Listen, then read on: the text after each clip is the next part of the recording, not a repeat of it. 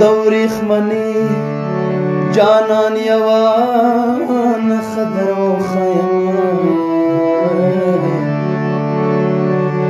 دومره نازک دی چې خبرې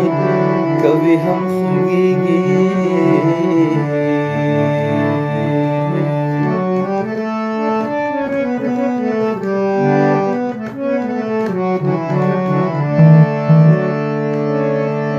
سالک په بل کلی کې مینه کوي د ګاونډ جنکو زهر خوري مصطفی سالک سے وایي چې سالک په بل کلی کې مینه کوي یا د ګاونډ جنکو زهر خوري پیغور ورته کړي